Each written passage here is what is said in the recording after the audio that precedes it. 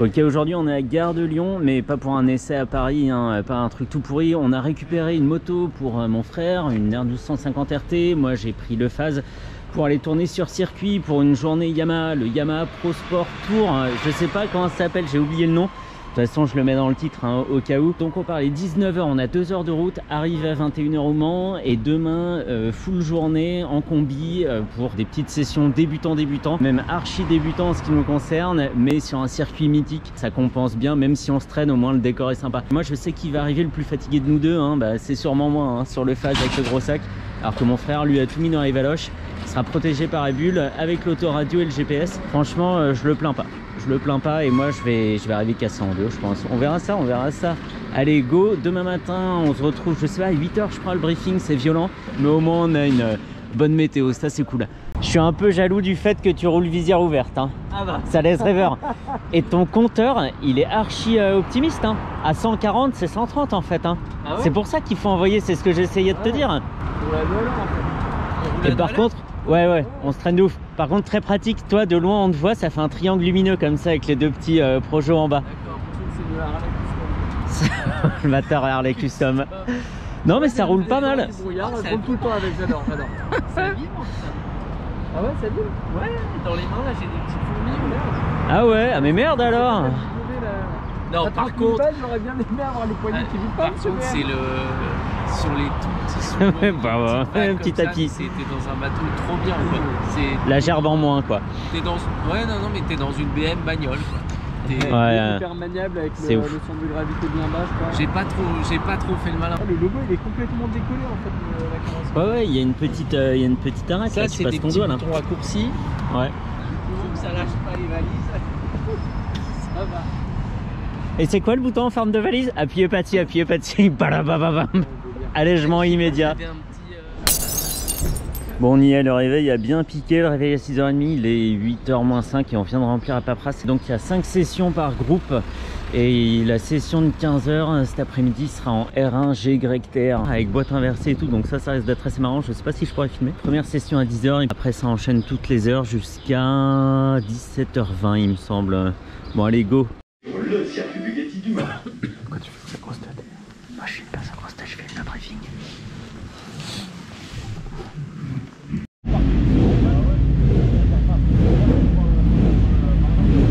Donc ça c'est la gamme normale. Donc la nouvelle MT10, MT07, R6, R7. Ça c'est les GYTR. Elles ont un ECU course et des suspensions améliorées. Il y a un petit peu de tout. Il y a même de la R7 GYTR, donc c'est pas mal.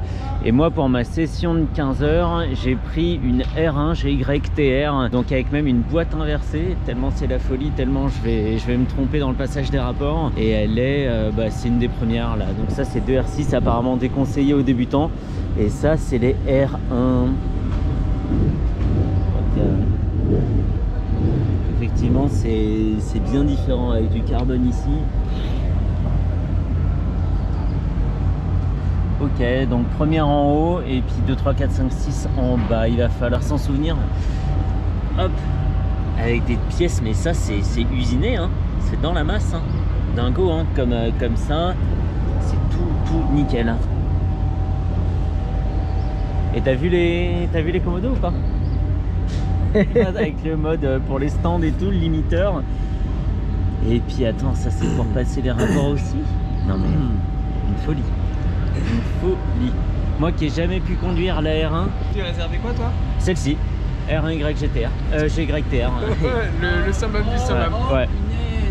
Quand tu penses à Yamaha qui m'a toujours mis un vent pour essayer la R1 et puis là version course. La version course, désolé. Qu'est-ce qu'il y a hein, Qu'est-ce qu'il y a? J'ai envie de le pompon là. Non, c'est à Ponto Combo encore. Là ça va être difficile de coudre ton nom dessus. Ah non, on peut pas broder mon surnom. Et le rabat paquet. Non, c'est purement ouf. Elles sont sorties de la boîte les bécanes quoi. Assemblage un peu dégueulasse. Moi j'ai une R1 normale. Oui, la R1 normale est là-bas. Toi t'as quoi? T'as pareil que moi? Ouais, et R7 GYTR est là-bas là si vous voulez l'avoir. Ça c'est R7 GYTR ça. Donc ça c'est sûrement pas d'origine, hein, voilà. Ouais. Non mais je veux dire c'est que c'est des trucs de l'usine Yamaha. Ça c'est quoi? C'est R6 ça? Et pareil, hein. T'as vu les commodos hein? Commodos course. Ah ouais. Course. Oh, ça c'est pas d'origine. Boîte inversée, moi je vais lui demander de la remettre à l'endroit. Bah c'est le délire, c'est l'occasion d'essayer. Ouais, je vous dis, je peux. Non mais tant qu'il n'y a pas le sélecteur à droite comme sur les Ducat, ça va hein. Ça va, mais c'est clairement pas des R7 de base quoi, c'est clair. Et ils ont un paquet de bécanes, hein, puis il y a une 60e. Ah, moi je pensais là en R. Ça c'est une 60e anniversaire. Voilà. Parce qu'avec ma combi. La 67 anniversario, c'est. Même ça, hein. C'est usiné masse, hein. C'est un bloc d'alu mais taillé dans la masse, t'as vu? Ouais, bah oui. Au passage de la fraise là. Et puis une R7 60e anniversaire, ouais. Ils ont pas lésiné, hein. Regarde, je te fais un plan de drone.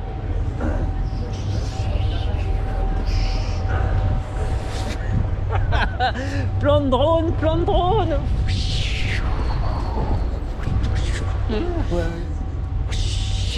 Ouais, je crois que j'ai trop mal filmé en plus. Ah, y a pas de phare. Pure folie, pure folie. Ah, effectivement, ouais. Y a pas de phare. Y a pas de phare sur ces machines. C'est bon?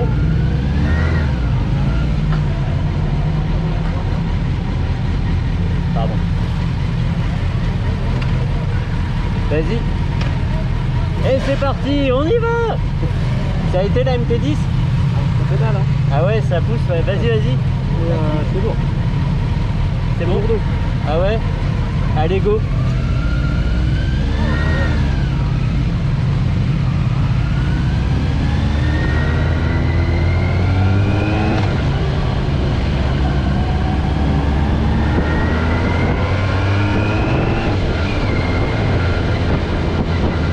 Parti pour la deuxième session. Le point de vue est pas idéal mais je pouvais pas faire mieux. Ok, donc ce que je vais faire très simplement c'est que je vais commenter en voix off puisque j'ai pas pris les dispositions pour synchroniser la GoPro que j'aurais pu mettre dans le casque et la GoPro posée sur le réservoir du phase. Donc voilà, je viens de dépasser mon frère qui va tranquillement en attendant de découvrir la moto. On passe évidemment la passerelle Dunlop. Toujours ce décor du Mans très impressionnant et puis là visiblement je décide de faire tout de suite confiance à mes nouveaux pneus. Pour info, j'ai un pilote Road 4 donc un Michelin à l'avant et un pilote Road 5 à l'arrière. Ils sont neufs comme mes plaquettes qui sont neuves aussi et mon kitchen qui est tout neuf aussi, doit avoir 200 ou 300 bornes. Donc ça c'est très bien et ça aide vraiment à se sentir en confiance. Là on est derrière Benjamin avec son VFR, voilà Benjamin qu'on vient d'effacer. Et donc à la fin de la première session, on a appris en statique à déhancher avec un moniteur sur une R1. Donc correction de la position des genoux, du pied sur le cale-pied, etc., des bras. Et puis voilà, avoir ce feeling pour pouvoir le reproduire une fois sur la piste. Parce que c'est vrai que si on bouge pas sur la selle, on force pas mal sur la moto et on le sent tout de suite dans les bras. Allez, ça réaccélère. Donc là, j'ai qu'une information que je regarde. Voilà, je viens de me faire doubler. Il n'y a qu'une information que je regarde, c'est pas le compteur, c'est le compte-tour. Et l'avantage sur le phase, c'est qu'il est bien au centre, et il est bien gros et bien lisible. Et je sais qu'à 13 000 tours, je tape le rupteur et il faut que j'ai claqué mon rapport avant. Joli changement d'angle. Le mec qui jette des fleurs. Et tous les rapports sont passés à la volée, hein, à la montée. Mais à la descente par contre j'utilise l'embrayage et parfois je me fais surprendre par le verrouillage de la roue arrière puisqu'il n'y a pas d'anti-dribble sur le phase, donc parfois l'arrière dérive un petit peu sans que ça soit dangereux, hein. Je préfère 1000 fois perdre l'arrière que l'avant. Allez, 2 virages à droite à 90, là je m'étais trop penché, enfin trop à mon goût en tout cas. On penche bien, on ressort. Et alors là, je vais me taire un petit peu, on va écouter le moteur avec ce petit pot carbone. 5.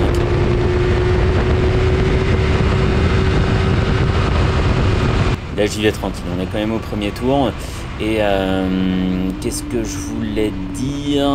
Je regarde en même temps la vidéo, je suis complètement absorbé. J'adore ce passage, il est hypnotisant quand on passe à ras des vibreurs là, et qu'il y a cette alternance de couleurs bleu et jaune. C'est étourdissant. Alors là je suis toujours à allure citadine ici, je sais pas pourquoi, je suis complètement bloqué. Et alors oui, ce que je voulais dire, c'est qu'avec le phase, comme il n'y a pas une puissance démesurée, il fait 95 chevaux pour à peu près 220 kg, il faut penser assez tôt à réaccélérer en fait en sortie de courbe ou en sortie de virage, parce que sinon on est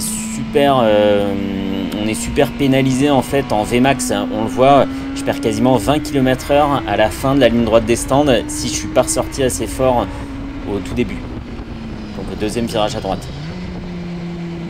J'aime bien cette courbe à gauche là, même si elle est cassée au milieu. Ici il y a une cassure, le virage se resserre. Et par contre, on peut écarter très très large, on peut réaccélérer assez tôt. Et on voit mon reflet dans les vitres du combiné que je me déplace quand même pas mal sur la moto. Hein. Qui est très très sereine sur l'angle, tant qu'on bouge pas trop sur la selle et qu'on touche pas trop au guidon, sinon on voit que le châssis suit pas. J'aurais pu prendre plus large.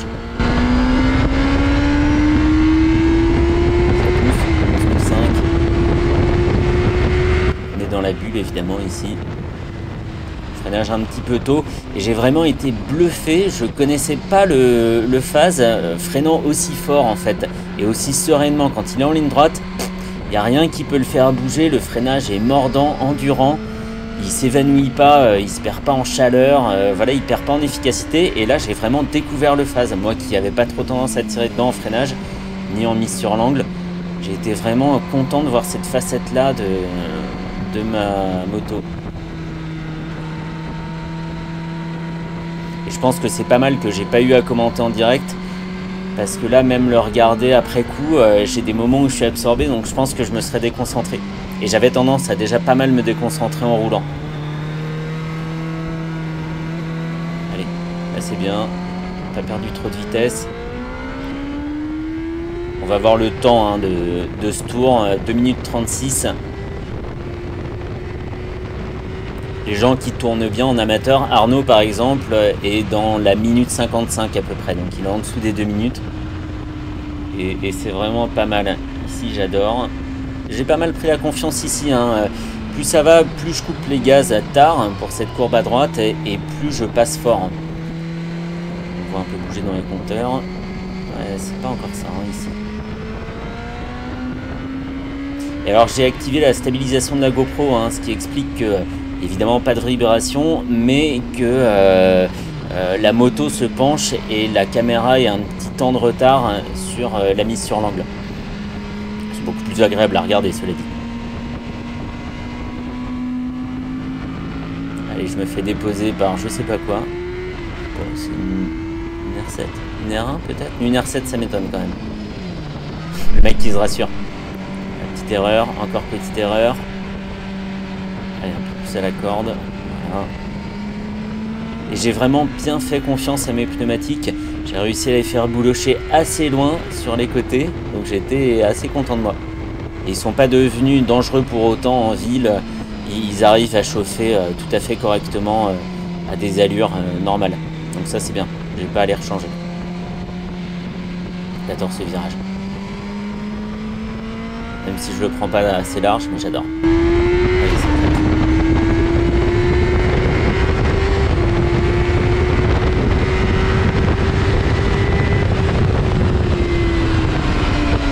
Freinage, je me suis fait peur hein, des fois à ce freinage là et en fait ça passe tout le temps. Et même en rentrant un peu fort, il y a assez de place pour bien s'incliner, pif paf. C'est là que le phase est un peu faible, c'est qu'au moment où on passe de la fesse gauche à la fesse droite, ou inversement, on sent quand même qu'il n'est pas hyper serein sur l'angle. Ce décor, vraiment.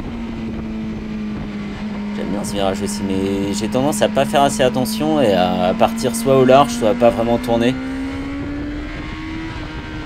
J'ai du mal à être constant en fait.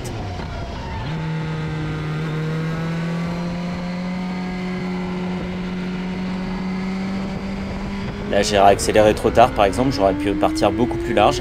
Et on va voir ma Vmax. Là j'ai dû le faire en 2,38 ce tour là. 2,35, c'est beaucoup mieux. 2,38 c'était le 2,35 ouais, c'est bien. Là pas mal, hein, un petit passage en courbe à 140-150 compteurs, donc ça fait 140, 130 ou 140. Je suis vraiment pas mécontent de moi. J'ai vraiment l'impression d'avoir beaucoup progressé et assez vite. Alors ça reste un niveau très amateur, mais on a des très bonnes sensations quand on déhanche. Tout devient différent en fait, hein. C'est con, hein, on pense pouvoir se passer du déhanchement, mais pas du tout. Pas du tout. On se fatigue beaucoup moins. Même si mentalement et physiquement j'étais assez fatigué. Accélération moyenne ici.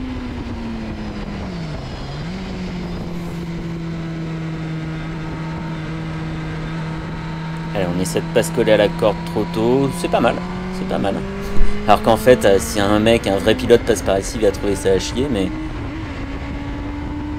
Et ici, les gens ont tendance à pas trop accélérer sur cette portion. C'est là que j'ai doublé beaucoup de monde. Alors dans cette session, j'ai roulé globalement tout seul, ce qui est pas très motivant. Mais on va pas se plaindre. C'est parfois moins dangereux. Allez.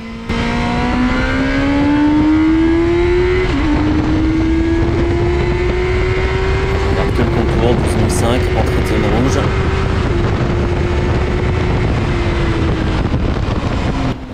Pour freiner, on n'oublie pas de se recoucher sur le réservoir pour tourner ici. J'ai souvent oublié. Au débriefing vidéo, j'avais oublié par exemple le passage où ils ont filmé, on a l'impression que j'allais chercher le pain en R1 quoi. Ça doit être sympa hein, mais bon, on n'est pas trop là pour ça. Ici c'est cool aussi.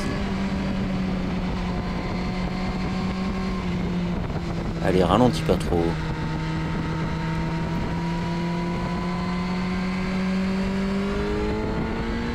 Alors le petit motard qu'on voit là devant, c'est mon frère. Donc une fois que je vois mon frère, moi, je fonce. J'ai envie de le rattraper, de rouler un peu avec lui. On voit qu'il y a un peu plus de motivation là, même si je pars pas trop au large. Allez, 12005. 1000.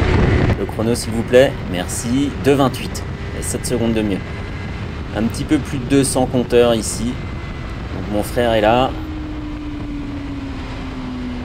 Et on le dépasse. On le reconnaît facilement avec son combi rétro trop belle et son casque à rail profil V Grinardo. Il ressort vraiment bien dans le décor. Voilà, j'en reste là pour ce débrief et puis on passe au reste de la vidéo tranquillement. R1 pour toi, tu vas faire cet après-midi R1, c'est ça? Ouais. Moi 200 c'est clair, elle est R1 ou R7 ouais. là, elle est juste aux 2 tiers. À moi 200 elle est juste aux 2 tiers. Ah non, alors là moi je suis à fond. Moi je me suis trouvé plus à l'aise. Bien déhanché effectivement, c'est beaucoup plus agréable, mais je suis quand même crispé des mains. J'ai super mal à la main. Et il faut pas trop être vif sur le changement de position sur la selle avec le phase, parce que quand il est en courbe, il se désunit. Il se penche bien, mais j'ai trouvé ça beaucoup plus agréable. Je me suis bien vu dans le rétro là pour le coup. Les bleus? C'est moi? Non, c'est moi. Ah ouais. Mais les bleus ils roulent quand? Ils roulent à 16h. C'est pas moi ça, c'est pas moi. Sûrement pas. Et après, allez, pas à ta place. Je pense hein. Bon, je me suis mis dans la voiture d'Arnaud pour avoir un petit peu de calme parce que ça n'arrête pas, hein. Les sessions s'enchaînent. Je viens de faire ma session en R1 GYTR et bon, alors la boîte inversée, il faut s'y habituer. Il faut vraiment penser que quand tu es en phase d'accélération, tu mets pied au plancher, donc ça t'aide à passer les vitesses avec le sélecteur vers le bas. Pour le rétrogradage, il faut vraiment faire un gros effort mental pour te dire que c'est vers le haut, alors que d'habitude c'est plutôt quand tu es en recherche de performance que tu montes. Mais quelque part c'est logique, hein. D'un point de vue physiologique, c'est plus facile de descendre que de monter. Bref, la boîte géniale parce que tu peux lui mettre tout ce que tu veux dans les dents. Tu peux même rétrograder si t'es pas au bon régime, ça encaisse de ouf. Il y a évidemment un anti-dribble, donc tu risques pas de verrouiller la roue arrière. La moto dérive à aucun moment. Le freinage est dingue, sans être surpuissant, sans te catapulter vers l'avant de la moto et te castrer sur le réservoir. Il est super serein, la moto reste dans l'axe, elle bouge pas, la direction, même si elle s'alourdit, reste quand même largement gérable. Celle qui accroche de ouf, par contre, j'ai eu énormément de mal à bouger sur la moto. J'ai eu l'impression d'avoir beaucoup plus de mal à déhancher sur la R1 que sur le phase à la session d'avant. Mais par contre, tu peux effectivement te promener, bien sortir de la moto. Donc ça, c'est cool, c'est hyper encourageant. C'est une moto finalement qui t'inciterait presque à en faire plus. Donc ça, c'est cool. Donc la boîte inversée, c'était bon. Les performances sont clairement ouf, hein. Tu peux lever la roue si t'es poigné dans l'angle comme un abruti. Tu peux lever même en 4e et en 5e. Alors moi, j'ai levé en début de ligne droite des stands parce que je voulais vraiment aller vite au moins une fois, et j'ai réussi. Alors j'ai regardé pendant une fraction de seconde parce que le paysage défile quand même super vite. J'ai fait une petite pointe à 240. Donc ce qui est pas vilain, nouveau record perso. Et puis après derrière, tu peux enchaîner beaucoup plus fort. Tu sais que la machine va le faire, et tu pars avec des gommes chaudes puisqu'elles sont sous couverture. Et ça change aussi énormément de choses. Ça veut dire que tu peux avoiner dès le début, quoi. Tu sors des stands et tu peux déjà gripper comme si tu avais tourné 2 ou 3 tours.